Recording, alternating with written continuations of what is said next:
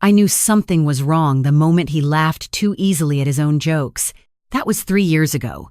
I remember standing at the kitchen window, watching my daughter walk across the back porch with him, and thinking this man is performing.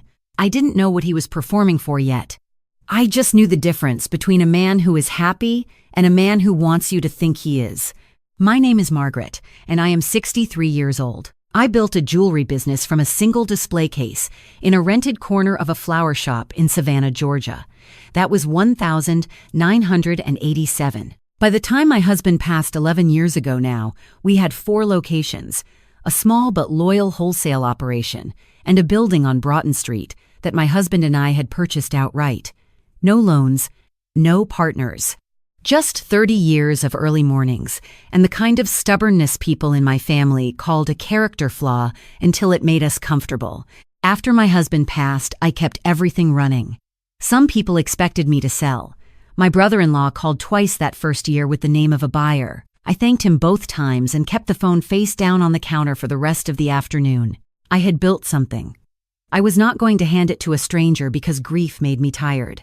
My daughter Claire grew up watching me work. She knows how to read a wholesale invoice, how to talk to a difficult vendor, and how to spot a stone that's been treated to look better than it is. She has her father's patience and, I am told, my eyes. She joined the business officially when she was 26, and by 30 she was managing 2 of the 4 stores. I trusted her completely. I trusted her judgment about people too. That was my mistake, not because she was foolish, but because love does something to even the sharpest instincts. It softens the edges just enough. She met him at a charity auction in the spring. His name was Derek. He was 41, well-dressed, and worked in commercial real estate development. He had a firm handshake, remembered details from conversations, and always arrived exactly on time, not early, not late. Exactly on time, I noticed that. Punctuality can be a courtesy, but it can also be a form of control, a way of saying, I have calculated exactly what impression I want to make. The first time Claire brought him to the house for dinner, he complimented the kitchen renovation and then asked, very casually, how long I had owned the Broughton Street building. I told him we'd had it since 1999. He nodded the way people nod when they are filing something away. I did not think much of it then. He was in real estate. It was a natural question. I moved the conversation to something else. The second time, about 3 weeks later, he asked whether I had ever considered consolidating the 4 stores into one flagship location. Somewhere with better foot traffic, he said, cutting his chicken. The market on Broughton has changed. You might be sitting on more value than you realize. Claire looked at him with something between admiration and mild embarrassment. Derek, she said. No, it's a fair observation, I said, and I smiled and changed the subject again. But I sat with it later that night. He had now asked about my property twice. The second time wrapped in a compliment, framed as advice, delivered with the easy confidence of someone who had rehearsed the casualness of it. I know what a probe looks like. I spent 30 years in negotiation rooms. By the 4th dinner, I had a clear picture of his interest areas. The Broughton building, the wholesale contracts, whether I had updated my estate documents since my husband's passing, and this one surprised me whether Claire and I had a formal partnership agreement or whether I still held everything in my name alone. That last question came while we were clearing the table. He asked it the way you'd ask about the weather. I set down the stack of plates I was carrying, turned to look at him directly, and said, That's an unusual question for a 3rd-month relationship. He smiled that wide, easy smile and said he was just thinking about Claire's future, about stability. I come from a family that lost everything, he said. I'm probably overly cautious about these things. I said I understood and carried the plates to the kitchen. That night, I called my attorney.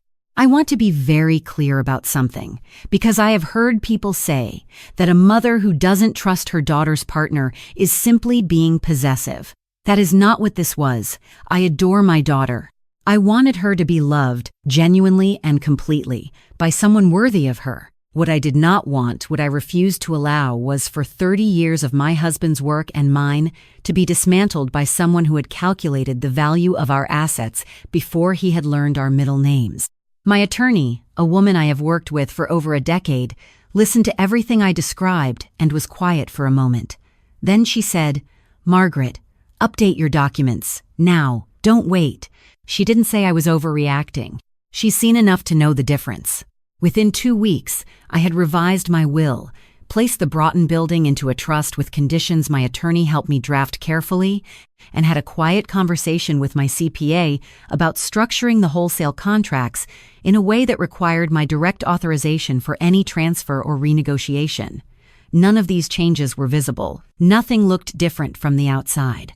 But the doors were locked now in ways they had not been before. Derek proposed to Claire in October, 8 months after they met. A ring he said he'd had designed for her, a cushion-cut sapphire surrounded by small diamonds. It was beautiful. Claire called me crying with happiness, and I cried too, because she was happy and she is my daughter, and nothing about what I suspected changed the fact that her joy was real. I hugged her. I told her she was loved. And when she went to sleep that night, I sat on the back porch for a long time with a cup of tea that went cold. I had a decision to make about what kind of mother to be. There is the mother who says nothing, who hopes she is wrong, who wants to be supportive, and risks being complicit. And there is the mother who pays attention, who asks difficult questions, who risks being called suspicious and controlling. I have never been afraid of being called difficult. I hired a private investigator in November. Not to dig for scandal, not because I enjoy that kind of thing, but because I needed facts. Feelings are not enough when the stakes are this high. What he found was not criminal, but it was a pattern. Derek had been engaged once before, 8 years earlier. The woman was a widow in Charleston, a retired physician with a coastal property and a small investment portfolio. They had dated for 14 months. 3 weeks before the wedding, she had called it off. She had sold her coastal property shortly after and relocated. The investigator found her, and she agreed to a phone call. I will not share everything she told me. Some of it is hers to keep. But I will say that she described a relationship in which, over the course of 14 months, Derek had systematically made himself indispensable to her finances, offering to help with her accountant, introducing her to a new financial advisor who, she later learned, had a professional relationship with Derek's firm, and gradually making her feel that her own judgment about money was less reliable than his. She had not lost anything financially because she walked away in time, but she said to me, very quietly, "I almost didn't." I thanked her. I sat with that phone call for several days. The wedding was planned for the following March. Claire wanted it at the inn on Tybee Island, where her father and I had celebrated our 20th anniversary. It was a beautiful choice, the kind of detail that told me my daughter was thinking about meaning, not performance. I helped her plan it. I addressed invitations. I approved the floral arrangements and went to 3 cake tastings and said nothing to her about what I knew.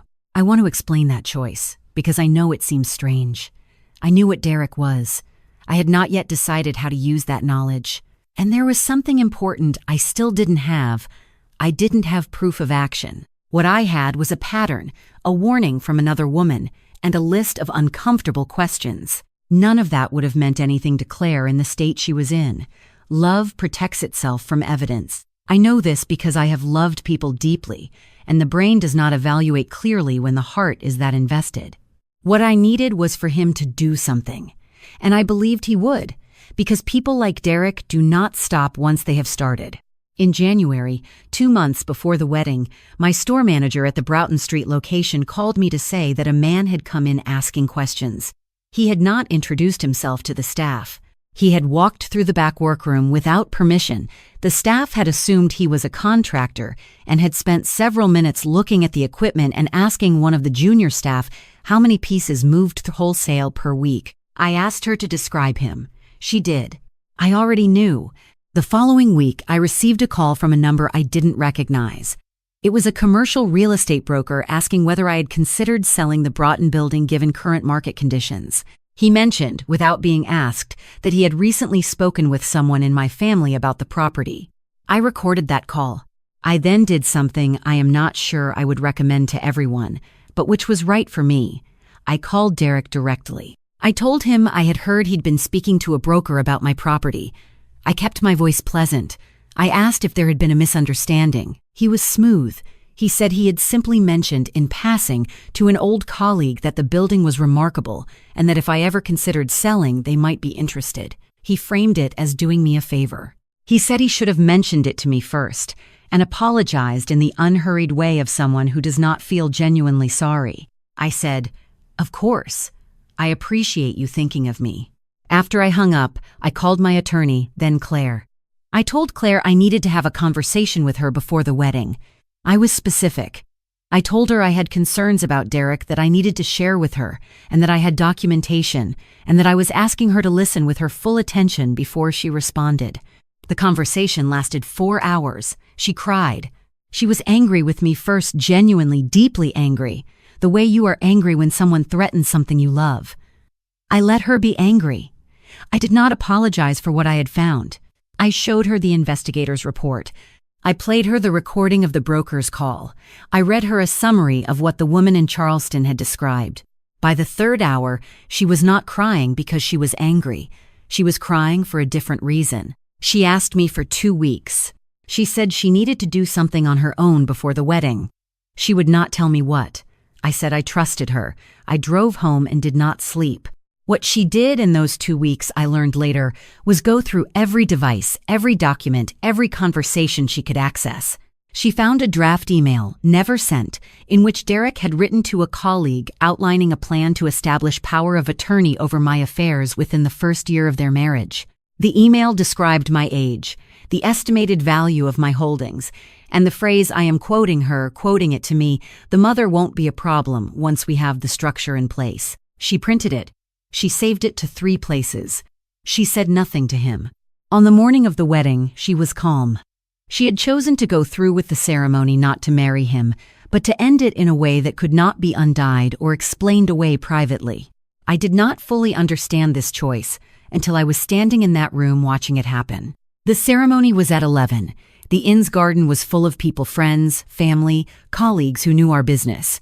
About 90 people in white chairs with the ocean behind them. Derek stood at the front with his best man, looking like everything he wanted people to see. When Claire reached the altar, she turned to face him. The officiant began. I watched Derek's face that practiced ease, that wide smile. And then Claire reached into her bouquet and handed something to me. I was in the front row. It was a folded piece of paper. I opened it. It said, "Mom, I have everything. You were right. I'm okay. Watch." She turned back to the officiant. He asked Derek if he was prepared to enter this marriage fully and honestly. Derek said yes. Claire said, "I have a question first." The room went quiet in the way rooms go quiet when something real is about to happen. She took the printed email from inside her bouquet. She had folded it there, underneath the flowers, the way you carry something you need to be sure you won't lose, and she held it up. She didn't shout. She didn't need to. The room was completely silent. She said, "I found this 2 weeks ago. I want everyone here, your family, my family, our friends, to know who you are before I say another word." She read it. The whole thing. Slowly. Clearly. I watched his face change. For 1 second, just one, the performance fell. I saw what was underneath it. It was not rage. It was calculation. He was already trying to figure out the recovery. There was no recovery. His best man put a hand on his arm. I saw Derek shake it off. He started to speak, started to say something about context, about the email being taken out of context, and Claire said simply, "Leave." He left. The 90 people in white chairs were absolutely still. Claire stood at the altar alone for a moment, and then she walked back down the aisle toward me. I stood up. She walked straight into my arms, and I held her there in front of everyone, and I did not care at all what we looked like. We stayed at the inn that afternoon, the 2 of us. We ate the food that had been catered. We talked for a long time. Her friends gathered around her the way good people do when someone they love has just been through something enormous. She told me she had been suspicious for weeks before I came to her small things she had pushed away because she did not want them to be true. The email was the thing she could not push away. I told her I was sorry she had to find it. She said, "I'm not. I needed to find it myself. You couldn't find it for me." She was right about that. That was 14 months ago. The Broughton Street building is still ours. The business is still ours. Claire is the one running it now, really running it, with her name on the partnership documents the way it should have been years earlier. We formalized everything after that spring. Not because I don't trust her, but because I wanted her to have it clearly, in writing, in a form that no one could challenge or complicate or gradually erode. She is doing well. She is careful about people now, in a way that I hope does not harden her too much. I tell her, stay sharp but stay open. The goal is not to trust no one. The goal is to know the difference. Derek, I am told, relocated to Atlanta. I do not think about him often. When I do, I think about that 1 second when the performance fell and I saw what was underneath. I hope he finds a different way to live. I do not believe he will. What I want you to take from this, if you are watching, if you are a mother, if you are a woman who has built something and loves someone who is trusting the wrong person, is this: your instincts are data. When something registers as wrong, that registration is information. You are not being paranoid. You are paying attention.